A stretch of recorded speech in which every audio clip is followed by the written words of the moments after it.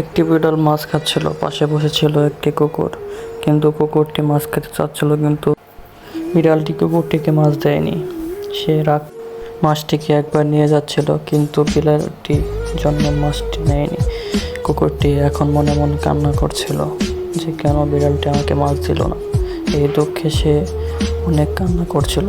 তখন একটি গাছতলে কুকুরটি বসেছিল। তখন একটি বানর কুকুরটিকে এসে সান্ত্বনা দিচ্ছিল যে তুমি কান্না করো না, মাছ পেয়ে যাবে।